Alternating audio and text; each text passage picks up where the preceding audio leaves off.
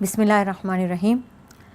हम अब सूरा बकरा इंशाअल्लाह ताला इसकी तफसीर करते हैं। इससे पहले कि हम सूरा बकरा की तफसीर शुरू करें, हम इसकी अहमियत और फ़जीलत के ऊपर बात करेंगे। इस सूरा का नाम बकरा इसलिए है कि इसमें एक जगह गाय का ज़िक्र है और अरबी में बकरा गाय को कहते हैं। ये तवील तरीन सूरत है, कुरान मजीद की ये सबसे बड़ी सूरत है। 28 सिपारों पर मुश्तमिल है, मदनी सूरत है।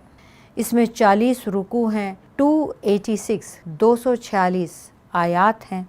इसके कलिमात 6221 हैं। इसके हुरूफ 25,500 हैं। चंद आयात को छोड़ के ज़्यादातर ये मदनी सूरत है। ज़्यादातर आयात मदीना मुनव्वरा में नाजिल हुई। आखिर में, सबसे आखिर में जो आयात नाजिल हुई हैं कुरान मजीद की, वो भी इसी सूरत में हैं। ये उन 7 तवाल मुफस्सिल सूरतों में से सबसे पहली सूरत है। 7 मुफस्सल सूरतें या 7 तवाल जिन्हें कहा जाता है, उनमें बकरा, आले इमरान, निसा, मायदा, अनआम, आराफ और यूनुस हैं। ये 7 बड़ी बड़ी सूरतें हैं, बड़ी मुफस्सल, बड़ी तवील। बाज़ उलमा का बयान है कि इस सूरत में यानी सूरा बकरा में 1000 ख़बरें हैं, 1000 अहकाम हैं, 1000 कामों से मुमानियत है। तवील तरीन सूरत होने की वजह से मुफस्सिरीन इसे मुख्तसर कुरान भी कहते हैं। यानी इस सूरत में इस्लाम के तमाम बुनियादी अकायद बयान किए गए हैं। अजीज़ान गिरामी, आपको हैरत होगी, इस सूरत में अल्लाह ताला ने इस कदर तफसील से बाज़ चीज़ें बयान की कि लोगों ने इस सूरत को, सूरा बकरा को मुख्तसर कुरान यानी कुरान मजीद पूरे का पूरा जो है, जो उसमें अहकामात हैं वो इसमें हैं। और ख़ुद आप सल्लल्लाहु अलैहि वसल्लम ने इसको कुरान की कोहान कहा है, यानी ऊंचाई, बुलंदी। जैसे ऊंट की कोहान होती है ना, तो दूर से नज़र आती है, बुलंद होती है। आप सल्लल्लाहु अलैहि वसल्लम ने फरमाया कि सूरा बकरा की एक एक आयत के साथ 80 फरिश्ते नाजिल होते रहे। आपने फरमाया कि हर चीज़ की एक बुलंदी, एक रिफ़त होती है और मुसलमान की रिफ़त कुरान में है और कुरान की बुलंदी, कुरान की रिफ़त सूरा बकरा में है। इस सूरा में एक आयत ऐसी है जो पूरे कलाम मजीद में, पूरे कुरान में तमाम आयात की सरदार है। उसे आयतुल कुर्सी कहते हैं। जिस घर में, आप सल्लल्लाहु अलैहि वसल्लम ने फरमाया, जिस घर में सूरा बकरा पढ़ी जाएगी वहाँ से शैतान भाग खड़ा होगा। इसी तरह आप सल्लल्लाहु अलैहि वसल्लम ने ही फरमाया कि जो शख्स सूरा बकरा की पहली 4 आयात और आयतुल कुर्सी और उसके बाद की 2 आयात और सूरा बकरा की आखिरी 3 आयात पढ़कर किसी मजनून पर भी दम करे, मजनून जो दीवाना होता है, पागल, उस पर भी दम करे तो उसका दीवानापन दूर हो जाएगा। आप सल्लल्लाहु अलैहि वसल्लम ने फरमाया कि यही आयात यानी सूरा बकरा की पहली 4 आयात, आयतुल कुर्सी, उसके बाद की 2 आयात और सूरा बकरा की आखिरी 3 आयात अगर रात के वक्त पढ़ ले तो उस घर में शैतान या और कोई चीज़ नहीं सताएगी। आप सल्लल्लाहु अलैहि वसल्लम ने एक लश्कर कहीं भेजा और सरदारी के लिए उसका इंतखाब किया जिसको सूरा बकरा ज़बानी याद थी। यानी इस सूरत की आप अहमियत का अंदाज़ा कीजिए कि वो सहाबी सरदार बनाए गए जिनको सूरा बकरा ज़बानी याद थी।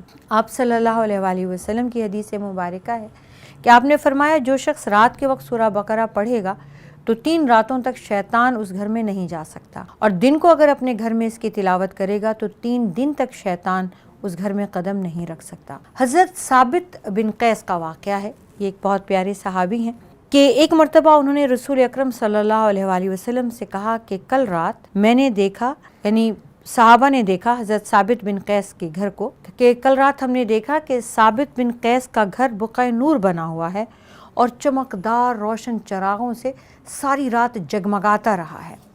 आप सल्लल्लाहु अलैहि वसल्लम ने इरशाद फरमाया, शायद उन्होंने रात को सूरा बकरा की तिलावत की होगी। अज़ीज़ान गिरामी, एक और सहाबी का भी बहुत प्यारा वाक़या हज़रत उसैद बिन हुदैर का कि उन्होंने एक मरतबे रात के वक्त सूरा बकरा की तिलावत शुरू की।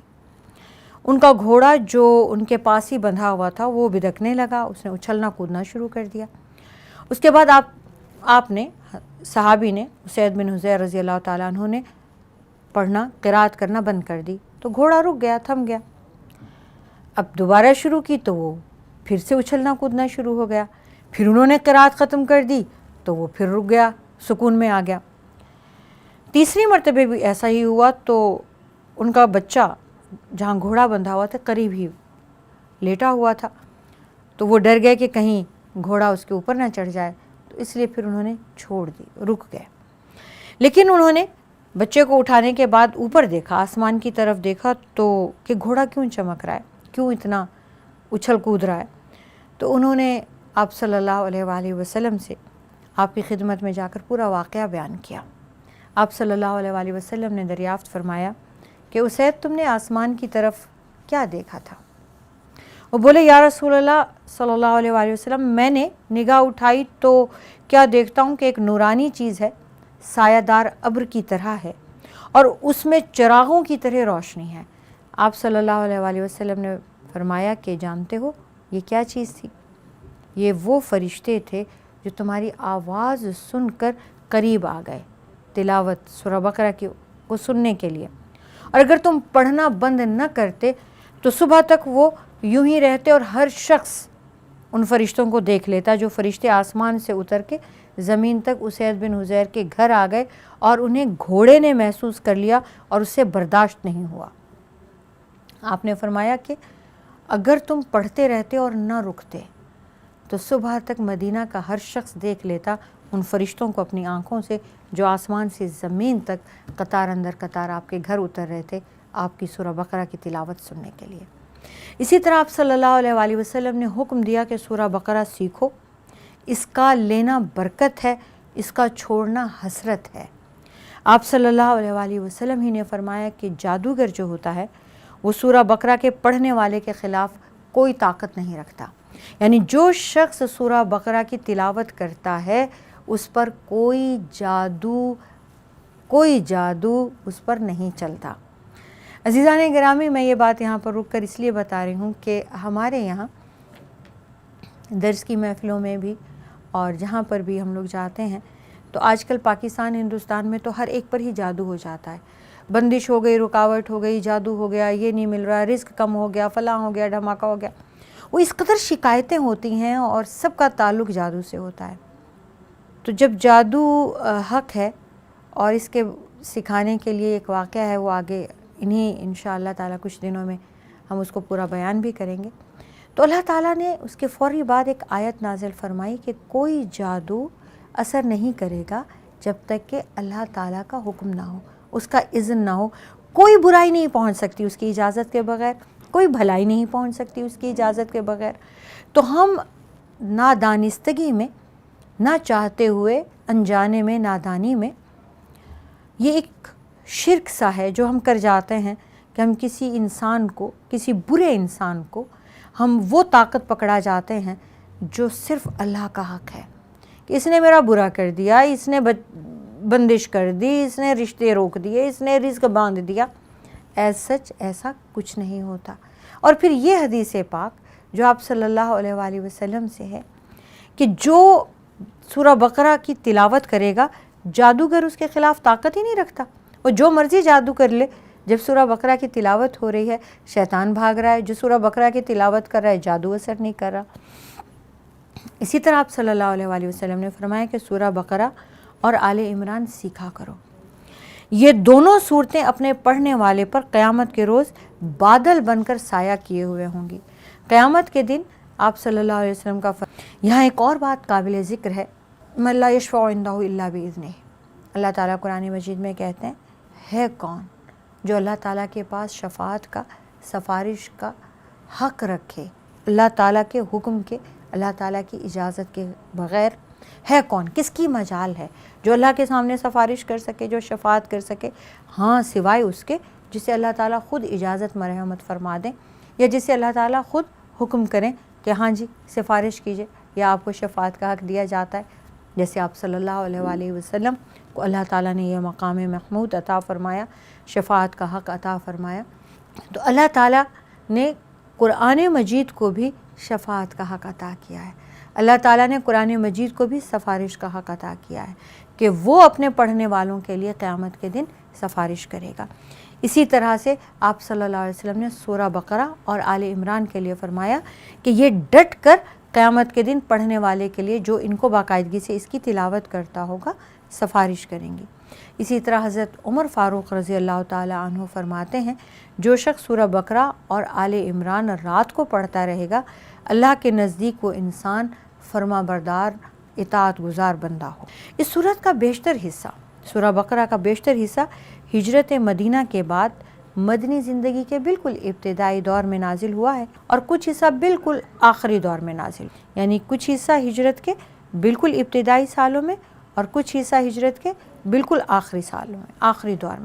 آخری کچھ آیات تو ہجرت سے پہلے مکہ مکرمہ میں بھی نازل ہوئی ہیں، مگر مضمون کی مناسبت سے وہ بھی اسی سورہ میں شامل ہیں۔ اس سورت میں اللہ تعالیٰ کا اعلان ہے کہ قرآن ہدایت کی کتاب ہے۔ قرآن مجید سرتاپا ہدایت ہے، ہدایت کی کتاب ہے۔ اس میں اللہ تعالیٰ نے منکرین کو تنبیہ کی ہے کہ اس سے انکار کا انجام خوفناک ہے۔ حضرت آدم کا ذکر اس پرٹیکولر سورہ بقرہ میں خاص طور سے ہے، ان کا ممنوع پھل کھا لینا، اللہ تعالیٰ کی ناراضگی کا ذکر، پھر اللہ تعالیٰ سے معافی کا بیان، اور پھر ساتھ ہی ہدایت بھی کہ شیطان کے بہکاوے میں نہ آئیں۔ خیر و شر کے درمیان مسلسل جد و جہد ہی زندگی ہے۔ توبہ کی فضیلت، پھر اللہ تعالیٰ نے توبہ کے الفاظ بھی خود سکھائے، پھر توبہ کی قبولیت کا بھی بیان ہے۔ اسی میں اللہ تعالیٰ نے مومنین کے اوصاف بیان کیے ہیں، کفار کے اعتقادات اور منافقین کی علامات بیان کی ہیں۔ جو کافر تھے لیکن فتنہ پھیلانے کے لیے خود کو مسلمان کہتے تھے، وہ منافقین پہلے نہیں ہوا کرتے تھے، ہجرت مدینہ سے پہلے ان کا علم نہیں تھا، ہجرت کے بعد یہ ایک تیسری چیز آ گئی، ایک کافر ہیں ایک مسلمان ہیں، اب یہ بیچ میں ہیں، یہ منافق ہیں، ان کا ذکر ہوا۔ اس صورت میں زیادہ تر اللہ تعالیٰ نے منافقین کا ذکر کیا ہے اور بنی اسرائیل کا، اس پوری قوم کا ذکر کیا ہے، کیونکہ منافقین کی اکثریت انہی میں سے تھی۔ ایمان والوں کو اللہ تعالیٰ نے اس میں ہدایت کی ہے کہ حق و باطل کو آپس میں نہ ملائیں۔ سیدنا موسیٰ علیہ السلام کے جد و جہد کا ذکر کیا ہے، ہمیشہ ظالم کو شکست اور مظلوم کو فتح کی بشارت اللہ تعالیٰ نے عطا فرمائی۔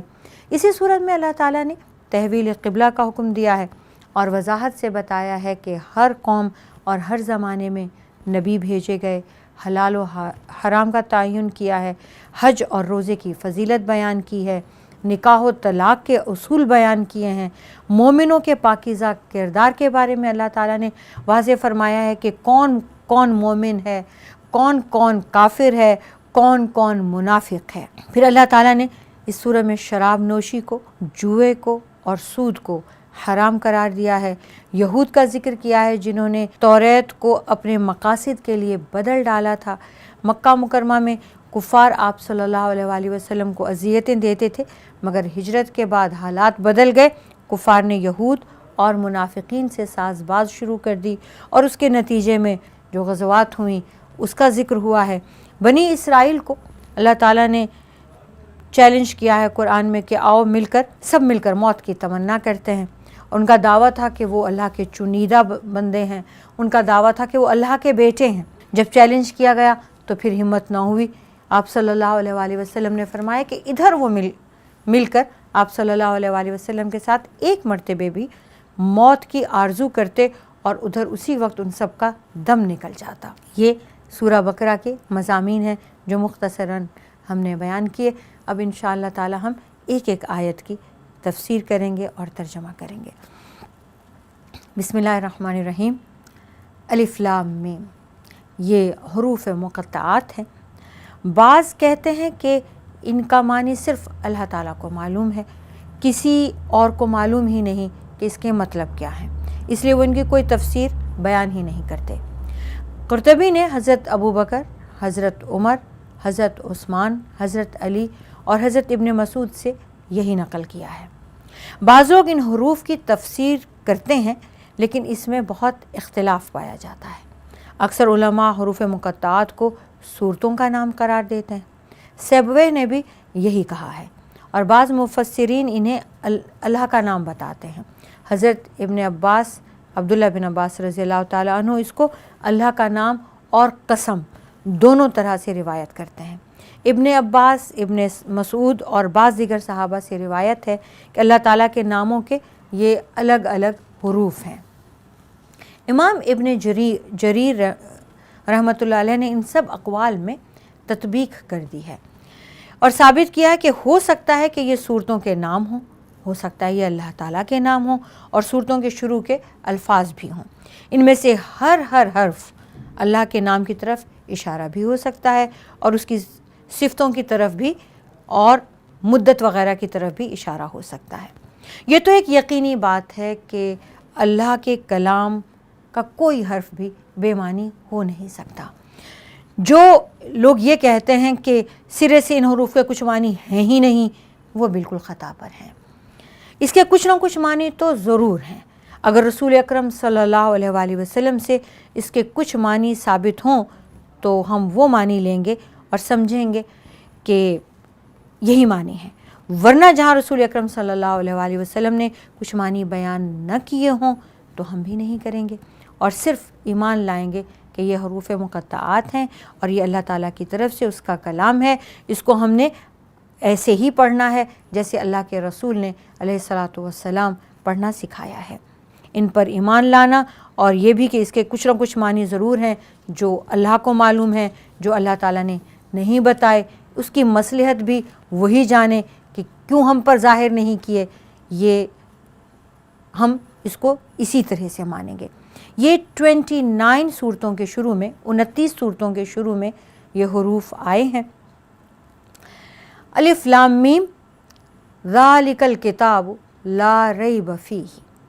اب یہ وہ کتاب ہے، الف لام میم حروف مقطعات ہو گئے، ذالک الکتاب یہ وہ کتاب ہے، لا ریب ذالک یہ وہ اس میں اشارہ ہے، الکتاب جب الف لام آ جاتا ہے اور کتاب کا مطلب کتاب ہے تو الکتاب کا مطلب یہ کوئی خاص کتاب ہے، یہ آسمانی کتاب ہے۔ ذالک الکتاب یہ وہ کتاب ہے، لا نہیں ریب شک فیہ اس میں، لا ریب فیہ اس میں کوئی شک نہیں۔ الف لام میم ذالک الکتاب لا ریب فیہ یہ وہ کتاب ہے، یہ مقدس الہامی کتاب ہے، یہ کتاب عام کتاب نہیں ہے، یہ وہ کتاب ہے جس کے اللہ کی کتاب ہونے میں، آسمانی کتاب ہونے میں کوئی شک نہیں ہے۔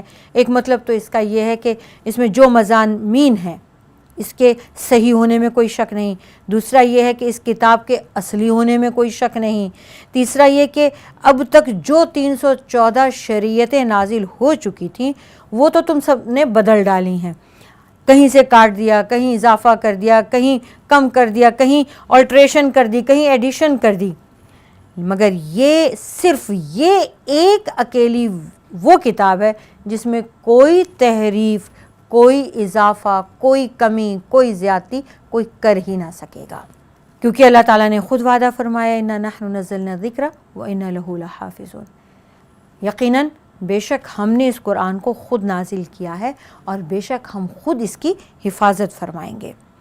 جو چیز انسان کو عمل سے روکتی ہے عزیزان گرامی وہ شک ہوتا ہے، اور جو چیز آپ کو عمل پر ابھارتی ہے وہ یقین ہوتا ہے۔ تو مطلب یہ ہے کہ یہ وہ کتاب ہے جس میں کوئی شک نہیں اور یہ سراسر سر سے پیر تک ہدایت ہے۔ ہدی للمتقین، ہدن ہدایت ہے، للمتقین متقیوں کے لیے۔ یہ کتاب ہدایت ہے سر سے پیر تک، یہ کتاب اوپر سے نیچے تک، یہ کتاب فاتحہ سے والناس تک ہدایت ہی ہدایت ہے، سیدھا راستہ ہے، اللہ تک پہنچنے کی سیڑھی ہے، راستہ ہے، اللہ کا پیغام ہے، لیکن ہے کس کے لیے؟ متقین کے لیے۔ حسن بصری رحمۃ اللہ علیہ فرماتے ہیں کہ متقی وہ ہے جو حرام سے بچے اور فرائض بجا لائے۔ حضرت قتادہ رضی اللہ تعالیٰ عنہ فرماتے ہیں متقین وہ ہے جن کا وصف خود اللہ تعالیٰ نے اس آیت کے بعد بیان فرمایا ہے۔ اب یہاں ایک چھوٹی سی بات ہے اور وہ یہ ہے کہ ہدی للمتقین یہ کتاب متقین کے لیے ہے، ہدایت۔ اس کا مطلب یہ طے ہو گیا کہ یہ آلریڈی متقین ہوں گے، یہ پہلے سے پرہیزگار ہیں، یہ پہلے سے طے شدہ بات ہے۔ تو اگر یہ پہلے سے طے شدہ ہے تو پھر تو انہیں ہدایت کی ضرورت نہیں ہے۔ اس کا مطلب یہ ہے کہ یہ کتاب روڈ میپ ہے متقین بنانے کے لیے۔ یہ کتاب ہدایت ہے، یہ کتاب راستہ ہے، یہ کتاب قوانین کا مجموعہ ہے، یہ کتاب آئین ہے، یہ کتاب منشور ہے، یہ کتاب لے جانے والی ہے، تقوی دلانے والی ہے، متقین بنانے والی ہے۔ وہ لوگ جو اس کتاب کو، اس ہدایت کو، اس راستے کو اور اس روڈ میپ پر چلنے والے ہوں گے وہ متقین ہوں گے۔ یہ کتاب ذالک الکتاب لا ریب فیہ، یہ وہ کتاب ہے جس میں کوئی شک نہیں ہے، اور شک تم کر بھی لوگے تو تمہیں ناکامی اور نامرادی ہوگی، کیونکہ اللہ تعالیٰ نے اس کی حفاظت کا ذمہ خود اپنے اوپر لے لیا ہے، اس لیے بدلی تو جا سکتی نہیں۔ اور پچھلی تمام شریعتیں، 314 شریعتیں، 314 الہامی کتابیں، 314 قوانین اور منشور کی بھری ہوئی کتابیں جن کو تم نے تحریف کر دیا، وہ بھی اس کتاب میں آخری ایڈیشن کے طور سے ڈال دی گئی۔ اب یہ کتاب ان 314 شریعتیں اور اس کی مزید تفصیل اور اللہ تعالیٰ کے مزید انعام و اکرام کے ساتھ موجود ہے۔ تو یہ ایک لاسٹ ایڈیشن ہے پچھلی تمام شریعتوں کا بھی، اس میں بھی کوئی شک نہیں۔ یہ کتاب ہے اللہ کی طرف سے، اس میں بھی کوئی شک نہیں۔ یہ کتاب جوں کی توں ہے، تھی، رہے گی، اس میں بھی کوئی شک نہیں۔ اب یہ کتاب اللہ کی طرف سے سراپا ہدایت ہے، یہ کتاب قانون ہے، یہ کتاب راستہ ہے، یہ کتاب ضابطۂ حیات ہے ان لوگوں کے لیے جو ذالک الکتاب لا ریب فیہ پہ ایمان رکھتے ہیں، جو یہ بات جانتے ہیں کہ یہ آسمان سے اتری ہے، جو یہ جانتے ہیں کہ یہ بغیر کسی تحریف کے ہے، جو یہ مانتے ہیں کہ اس میں کبھی تحریف ہوگی ہی نہیں، تو وہ اللہ کا خوف بھی رکھتے ہیں، اللہ سے محبت بھی رکھتے ہیں۔ یہ وہ لوگ ہیں جو اللہ کے ہر حکم کو مانتے ہیں، جیسے کہ امام حسن بصری نے فرمایا کہ یہ وہ ہیں جو حرام کو حرام سمجھتے ہیں اور اس سے بچ جاتے ہیں، اور جو حلال کو حلال سمجھتے ہیں اس پہ ڈٹ جاتے ہیں۔ جیسے کہ حضرت قتادہ نے فرمایا کہ یہ وہ لوگ ہیں جن کا وصف خود اللہ تعالیٰ آگے بیان کریں گے کہ ان کی پوری صفات ہیں۔ ان کا نام متقین کیوں رکھا گیا؟ کہ ان میں کچھ ایسی صفات ہیں جن کو اللہ تعالیٰ نے چن لیا ہے۔ متقین وہ ہیں جو صاحب تقوی ہیں، جن کے اندر تقوی پایا جاتا ہے۔ تقوی وقایا سے بھی ہے، بچنا، پرہیز کرنا۔ وہ ہیں متقین جو ہر اس چیز سے بچتے ہیں جس سے اللہ تعالیٰ نے روکا ہے، اس سے دور ہو جاتے ہیں، ہٹ جاتے ہیں، بچ جاتے ہیں، خوف رکھتے ہیں اس بات سے کہ کوئی ایسا کام نہ کریں جو اللہ کو خفا کر دے۔ اور متقین وہ ہیں جو اللہ سے محبت کرتے ہیں، اللہ کے پیارے ہیں اور اللہ تعالیٰ کے احکامات کو بجا لانے والے ہیں۔ عزیزان گرامی، تھوڑا سا بریک لیتے ہیں اور یہیں سے پھر ہم ابتدا کریں گے بریک کے بعد۔ وآخر دعوانا الحمدللہ۔